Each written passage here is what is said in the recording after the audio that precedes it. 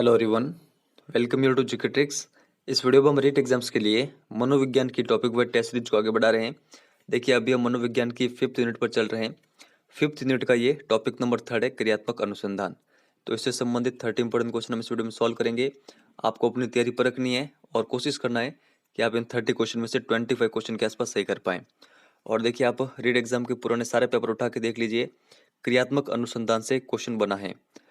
तो आपको ये जो टॉपिक है, आपके पास जितने भी नोट्स हैं वो अच्छे से कवर होने चाहिए क्रियात्मक अनुसंधान से संबंधित। इस बार भी पूरी संभावना रहेगी कि इस टॉपिक से प्रश्न बने।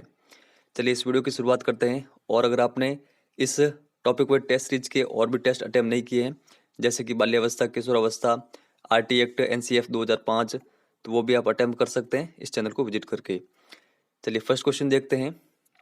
शिक्षा के क्षेत्र में क्रियात्मक अनुसंधान को प्रयोग में लाने का श्रेय किसे जाता है? स्टीफन कोरे, गुड, कोरियर या फिर कोई नहीं? देखिए यहाँ पर इसका करेक्ट आंसर होगा, शिक्षा के क्षेत्र में क्रियात्मक अनुसंधान को प्रयोग में लाने का श्रेय जाता है स्टीफन कोरे को। ये आपको ध्यान में रखना है। 1946 में क्रियात्मक अनुसंधान का प्रयोग सामाजिक क्षेत्र में किसने किया था? कोलियर, कर्ट लेविन, बकिंगम या फिर कोई नहीं? देखिए इसका करेक्ट आंसर होगा option number second, Kurt Lewin. तो ये आपको ध्यान में रखना है। क्रियात्मक अनुसंधान किस क्षेत्र में किया जाता है? पाठ्यक्रम के क्षेत्र में, परीक्षाओं के क्षेत्र में, व्यवस्थाओं के क्षेत्र में या फिर सभी? देखिए इन सभी क्षेत्रों में किया जाता है क्रियात्मक अनुसंधान। तो आप ध्यान रखिएगा, सभी यहाँ पर करेक्ट आंसर होगा। क्रियात्मक अनुसंधान का सर्वप्रथम सूत्रपात किस देश में हुआ था? भारत, फ्रांस, अमेरिका या फिर रूस में? तो यहाँ पर इसका करेक्ट आंसर होगा, क्रियात्मक अनुसंधान का सर्वप्रथम सूत्रपात हुआ था अमेरिका में। ऑप्शन नंबर 3 यहाँ पर करेक्ट होगा। क्रियात्मक अनुसंधान मौलिक अनुसंधान से भिन्न होता है क्योंकि यह अध्यापकों, शैक्षिक प्रबंधनों एवं प्रशासकों के द्वारा किया जाता है। उन शोधकर्ताओं द्वारा जिनका विद्यालय से कोई संबंध नहीं है। इसमें अनुसंधानकर्ता विशेषज्ञ होते हैं। इसमें अनुसंधान की रूपरेखा में परिवर्तन नहीं किया जा सकता। तो आप बताएं यहाँ पर इसका करेक्ट आंसर क्या होगा? देखिए यहाँ पर इसका करेक्ट आंसर है, जो क्रियात्मक अनुसंधान है वो मौलिक अनुसंधान से भिन्न होता है क्योंकि यह अध्यापकों, शैक्षिक प्रबंधनों एवं प्रशासकों के द्वारा किया जाता है। तो ऑप्शन नंबर फर्स्ट यहाँ पर करेक्ट होगा, ये आपको ध्यान में रखना है। विद्यालय प्रशासन के द्वारा विद्यालय के क्रियाकलापों में सुधार हेतु संचालित किया जाता है। मौलिक अनुसंधान, सामाजिक अनुसंधान, क्रियात्मक अनुसंधान या फिर कोई नहीं? तो देखिए यहाँ पर इसका करेक्ट आंसर होगा ऑप्शन नंबर 3, क्रियात्मक अनुसंधान। तो ये आपको ध्यान में रखना है। क्रियात्मक अनुसंधान शिक्षकों, निरीक्षकों और प्रशासकों द्वारा अपने निर्णय और कार्यों की गुणात्मक उन्नति के लिए प्रयोग किया जाने वाला अनुसंधान है। तो ये परिभाषा किन की है? स्टीफन कोरे, गुड, कोलियर या फिर कोई नहीं? देखिए यहाँ पर इसका करेक्ट आंसर होगा, क्रियात्मक अनुसंधान की ये परिभाषा दी गई थी गुड के द्वारा। यह आप कंटेक्स्टली ध्यान रखिएगा।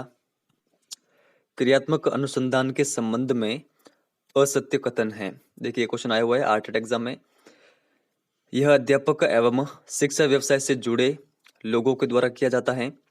यह किसी विशिष्ट समाधान के लिए किया जाता है। व्यापक स्तर पर निर्णय लेने के लिए सूचना संकलन का कार्य में किया जाता है। स्थानीय स्तर पर रोजमर्रा की समस्या के समाधान के लिए क्रियात्मक अनुसंधान किया जाता है। तो आप बताएं यहाँ पर असत्य कथन कौन सा है? देखिए इसका करेक्ट आंसर होगा ऑप्शन नंबर 3।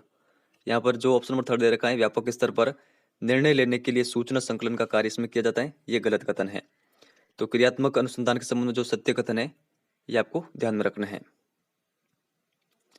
क्रियात्मक अनुसंधान का उद्देश्य है नवीन ज्ञान की खोज, शैक्षिक परिस्थितियों में व्यवहार विज्ञान का विकास, विद्यालय तथा कक्षा के शैक्षिक प्रणाली में सुधार लाना या फिर कोई नहीं? देखिए यहाँ पर इसका करेक्ट आंसर होगा ऑप्शन नंबर 3, विद्यालय तथा कक्षा के शैक्षिक प्रणाली में सुधार लाना ही क्रियात्मक अनुसंधान का उद्देश्य होता है। ये आप ध्यान रखिएगा। अनुसंधान जो सामाजिक समस्याओं से संबंधित होता है तथा विद्यालय की जनशक्ति द्वारा विद्यालय में क्रियाकलापों के सुधार हेतु संचालित किया जाता है यह कहलाता है मौलिक अनुसंधान, क्रियात्मक अनुसंधान, सामाजिक अनुसंधान या फिर कोई नहीं। देखिए इसका करेक्ट आंसर होगा ऑप्शन नंबर सेकंड, क्रियात्मक अनुसंधान। ये आप ध्यान रखिएगा। निम्नलिखित में से कौन क्रियात्मक शोध से संबंधित नहीं है?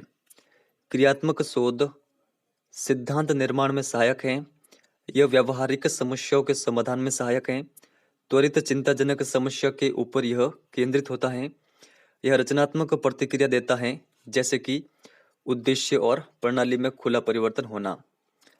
तो आपको बताना यहाँ पर क्रियात्मक सोच से संबंधित कथन कौन सा नहीं है। देखिए यहाँ पर इसका जो करेक्ट आंसर होगा वो होगा ऑप्शन नंबर फर्स्ट, क्रियात्मक शोध सिद्धांत निर्माण में सहायक है, ये कथन इससे संबंधित नहीं है। तो क्रियात्मक सोच से संबंधित जो कथन है ये आपको ध्यान रखना है और ये क्वेश्चन पूछा हुआ भी है रेट एग्जाम 2018 में। तो इसी प्रकार के क्वेश्चन आपको देखने को मिलेंगे, तो आपके ये जो टॉपिक है अच्छे से कवर होना चाहिए। सर्वप्रथम क्रियात्मक अनुसंधान शब्द का प्रयोग किसने किया था? कोरे, गुड, कोलियर या फिर कोई नहीं। तो यहाँ पर इसका करेक्ट आंसर होगा जो क्रियात्मक अनुसंधान शब्द है इसका सर्वप्रथम प्रयोग किया गया था कोलियर के द्वारा। ऑप्शन नंबर थर्ड यहाँ पर करेक्ट आंसर होगा। निम्न में से कौन सा शोध का चरण शोध को क्रियात्मक अनुसंधान बनाता है? देखिए क्वेश्चन आरटेट एग्जाम आया हुआ है, आरटेट एग्जाम 2012 में। उपकल्पना का निर्माण, प्रोग्राम का क्रियान्वयन एवं अंतिम मूल्यांकन, सामान्यीकरण, शोध आकल्प का अपरिवर्तन या फिर कठोर होना। देखिए यहाँ पर करेक्ट आंसर होगा ऑप्शन नंबर सेकंड, प्रोग्राम का क्रियान्वयन एवं अंतिम मूल्यांकन। तो ये आपको ध्यान रखना है। लेस्टर एंडरसन ने क्रियात्मक अनुसंधान के कितने सोपान बताए हैं? 3, 5, 7 या फिर 9। देखिए यहाँ पर करेक्ट आंसर होगा इन्होंने कुल 7 सोपान बताए क्रियात्मक अनुसंधान के। कौन कौन से? समस्या का ज्ञान होना, प्राप्त प्रस्तावों पर विचार विमर्श, कार्य योजना का निर्माण एवं उपकल्पनाएं, तथ्यों को संग्रहित करना, कार्यों का क्रियान्वयन करना, निष्कर्षों की प्राप्ति और दूसरों के परिणाम देखना। तो ये 7 सोपान आपको ध्यान रखना है। निम्न में से कौन सी क्रियात्मक अनुसंधान के लिए उपयुक्त स्थिति नहीं है? हिंदी में 5वीं कक्षा के विद्यार्थियों में के लेख में सुधार, 7वीं कक्षा के विद्यार्थियों के व्यवहार पर लिखित प्रशंसा एवं मौखिक प्रशंसा के प्रभाव का तुलनात्मक अध्ययन करना, परंपरागत विधि के ऊपर कंप्यूटर सहायतित अनुदेशन का प्रभाव या फिर भूगोल के अधिगम में एटलस एवं ग्लोब का प्रयोग। देखिए यहाँ पर जो उसका करेक्ट आंसर होगा क्रियात्मक अनुसंधान के संबंध में जो उपयुक्त स्थिति नहीं है वो है ऑप्शन नंबर थर्ड। बाकी की जितनी भी स्थितियां बन रही है ये सभी क्रियात्मक अनुसंधान से संबंधित हैं। क्रियात्मक अनुसंधान है बाह्य मूल्यांकन, आंतरिक मूल्यांकन, 1 व 2 दोनों या फिर कोई नहीं। देखिए यहाँ पर इसका करेक्ट आंसर होगा ऑप्शन नंबर थर्ड, 1 व 2 दोनों। क्रियात्मक अनुसंधान के सोपान के अंतर्गत आता है समस्या का ज्ञान होना, तथ्यों का संग्रहण करना, निष्कर्षों की प्राप्ति या फिर सभी। देखिए यहाँ पर इसका करेक्ट आंसर होगा ऑप्शन नंबर फोर्थ, सभी। ये आप ध्यान रखिएगा। क्रियात्मक अनुसंधान सीमित होता है विद्यार्थियों तक, मोहल्ले तक, समाज तक या फिर विद्यालय तक। देखिए इसका करेक्ट आंसर होगा ऑप्शन नंबर फोर्थ, विद्यालय तक। क्रियात्मक शोध की रूपरेखा होती है लचीली, कठोर, सरल या फिर कोई नहीं। तो यहाँ पर इसका करेक्ट आंसर होगा ऑप्शन नंबर फर्स्ट, क्रियात्मक शोध की जो रूपरेखा होती है वो होती है लचीली। ये आपको ध्यान रखना है। क्रियात्मक अनुसंधान का मूल उद्देश्य क्या है? नवीन शोध करना, समस्या का समाधान ढूंढना, उपाधि प्राप्त करना, पुरस्कार प्राप्त करना। देखिए करेक्ट आंसर होगा ऑप्शन नंबर सेकंड, समस्या का समाधान ढूंढना। विद्यालय में क्रियात्मक अनुसंधान का प्रयोग किया जा सकता है शिक्षण विधियों व प्रविधियों में सुधार हेतु, विद्यार्थियों में अध्ययन के प्रति रुचि विकसित करने हेतु, विद्यालय में अनुशासन से संबंधित समस्याओं के सुधार हेतु या फिर उपरोक्त सभी। देखिए यहाँ पर करेक्ट आंसर होगा उपरोक्त सभी। क्रियात्मक अनुसंधान द्वारा निम्न में से कौन सा कार्य नहीं किया जाता है? समस्या का व्यवहारिक अध्ययन का, समस्याओं का व्यावहारिक समाधान निकालना, कार्यप्रणाली में सुधार लाना या फिर ज्ञान के क्षेत्र में नवीन योगदान देना। देखिए यहाँ पर करेक्ट आंसर होगा ऑप्शन में फोर्थ, ज्ञान के क्षेत्र में नवीन योगदान देना। ये क्रियात्मक अनुसंधान के अंतर्गत नहीं आएगा, बाकी जितने भी तथ्य हैं ये क्रियात्मक अनुसंधान के अंतर्गत आते हैं। एनसीईआरटी द्वारा भारत में क्रियात्मक अनुसंधान की प्रथम पुस्तक रिसर्च इन एजुकेशन की रचना कब की गई? 1961, 1962, 1964 या फिर 1963 में?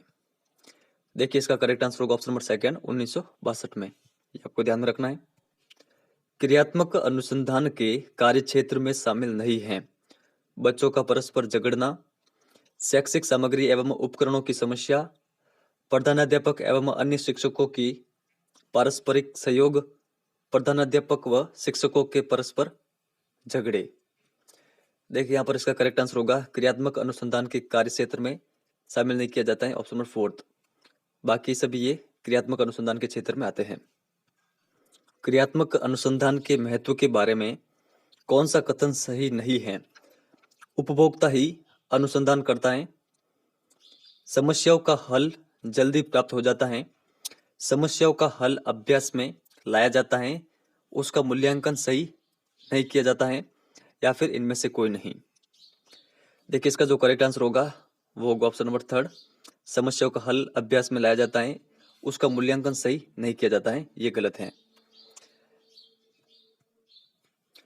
क्रियात्मक अनुसंधान में उपकरण प्रयुक्त होता है, अवलोकन, प्रश्नावली, साक्षात्कार या फिर उपयुक्त तीनों? देखिए करेक्ट आंसर होगा ऑप्शन नंबर फोर्थ, उपयुक्त तीनों। शिक्षण में क्रियात्मक अनुसंधान कार्यकर्ताओं द्वारा किया जाने वाला अनुसंधान है ताकि वे अपने कार्यों में सुधार कर सके। उक्त परिभाषा है, देखिए क्रियात्मक अनुसंधान की यह परिभाषा कई एग्जामों में आई हुई है, तो यह परिभाषा किनकी है? स्टीफन कोरे, गुड, कोलियर या फिर कोई नहीं? देखिए इसका करेक्ट आंसर होगा ऑप्शन फर्स्ट, ये स्टीफन कोरे की परिभाषा है, ये आप कंटेक्स्टली ध्यान रखिएगा। क्रियात्मक अनुसंधान शिक्षा जगत में कब प्रतिष्ठित हुआ? 1948, 1953, 1945 या फिर 1955 में? देखिए करेक्ट आंसर होगा क्रियात्मक अनुसंधान शिक्षा जगत में प्रतिष्ठित हुआ था 1953 में, ये आप ध्यान रखिएगा। क्रियात्मक अनुसंधान समस्याओं के अध्ययन की एक विधि है जिसमें दिए गए सुझाव आंशिक या पूर्ण रूप से तथ्यों पर आधारित हैं। यह परिभाषा है, तो यह परिभाषा किनकी है? स्टीफन एम कोरे, कार्टर बी गुड, मुनरो या फिर क्रो एंड क्रो? देखिए क्रियात्मक अनुसंधान से संबंधित यह परिभाषा दी गई थी मुनरो के द्वारा। यहाँ पर ऑप्शन नंबर थर्ड इसका करेक्ट आंसर होगा। और इस प्रश्न का आंसर आपको इस वीडियो के कमेंट सेक्शन में देना है, जो कि हमने जो हमारा लास्ट टॉपिक था आरटी एक्ट 2009 वहां पर देखा था। कैबिनेट ने आरटी एक्ट 2009 को कब मंजूरी दी? अगर आपको इस प्रश्न का आंसर आता हो तो आप कमेंट सेक्शन में बता सकते हैं। और अगर आप अभी तक हमारे टेलीग्राम चैनल से ज्वाइन नहीं हुए तो आप ज्वाइन हो सकते हैं। और देखिए अगर आपने इस टेस्ट सीरीज के पुराने टेस्ट अटेम्प्ट नहीं किए तो आप इस चैनल को विजिट करके वो भी देख सकते हैं। ये वीडियोस मैंने उन स्टूडेंट के लिए बनाए हैं जो यूट्यूब पर आते हैं, सर्च करते हैं जैसे कि बाल्यावस्था, किशोर अवस्था, शेषवावस्था या फिर विकास के नियम, तो उन स्टूडेंट को काफ़ी अधिक सुविधा होगी जब डायरेक्टली इस प्रकार के टॉपिक वाइज टेस्ट उनको देखने को मिल जाएंगे। तो अगर आप भी देखना चाहें तो इस चैनल को विजिट करें और टॉपिक के अकॉर्डिंग अपनी तैयारी को परखें। तो चलिए इस वीडियो में इतना ही है। वीडियो अगर आपको पसंद आया हो तो लाइक और शेयर जरूर करिएगा। धन्यवाद।